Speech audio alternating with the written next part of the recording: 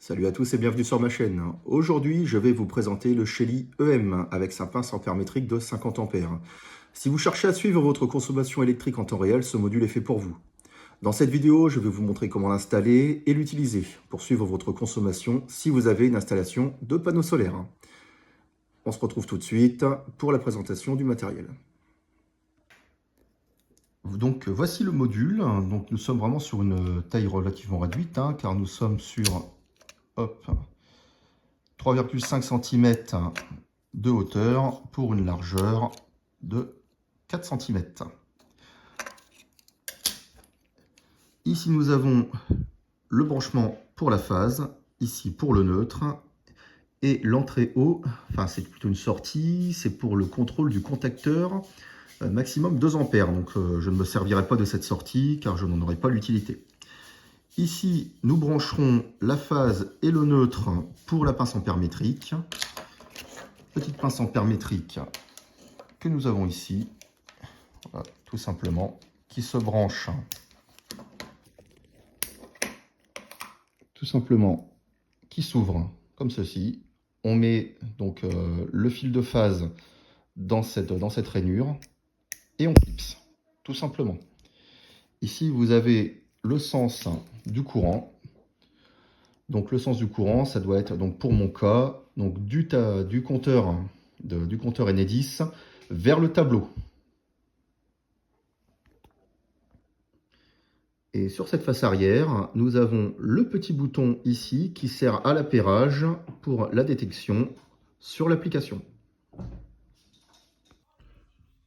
Voilà, le Shelly EM est installé. Donc il y a donc la phase avec la pince ampère métrique qui calcule tout ce qui arrive depuis le compteur Enedis jusqu'au tableau. Le Shelly est installé avec le neutre, la phase et le branchement pour la phase et le neutre de la pince ampère métrique. À l'arrière, il y a le bouton pour l'appairage.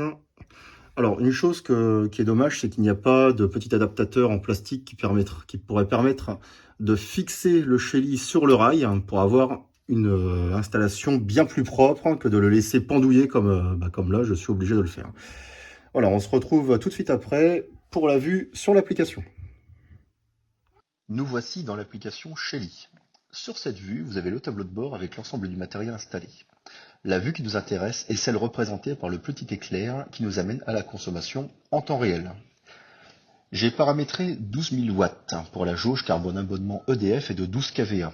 Ça me permet de voir la puissance maximum d'appel de courant sur le réseau.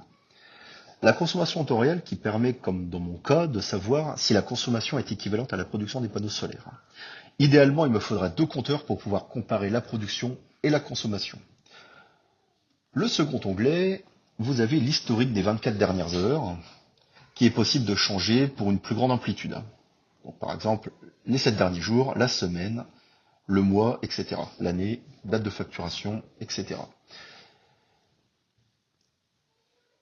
Ensuite, nous avons le rapport mensuel, qui est soumis à un abonnement premium de 3,99 € par mois, ou de 35,99 € par an, qui est plus avantageux car elle vous fait passer le mois à 3 €. L'onglet intégration vous permet de coupler le Shelly à plusieurs solutions, comme Alexa d'Amazon par exemple. Parlons maintenant de l'intégration sur Home Assistant. J'ai créé une page dédiée au Shelly qui me donne des courbes plus fines que sur l'application dédiée au Shelly. On retrouve la puissance instantanée sous forme de graphique et sa jauge juste en dessous, et toujours sous forme de graphique, l'énergie consommée à la journée et sa jauge juste en dessous. Home Assistant permet de créer un tableau de bord et d'y intégrer les capteurs que l'on souhaite. Un compteur d'énergie, une batterie, des panneaux solaires, etc. Il est également possible d'y intégrer plein de données comme un tableau d'amortissement qui reprendra les données des graphiques pour tout compiler.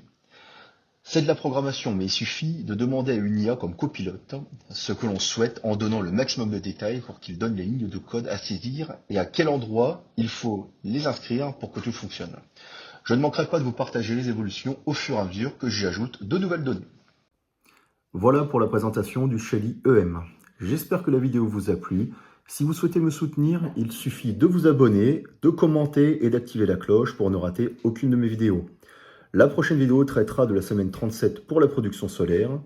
Viendra ensuite la production de la semaine 38 avec les données du Shelly et de la production solaire.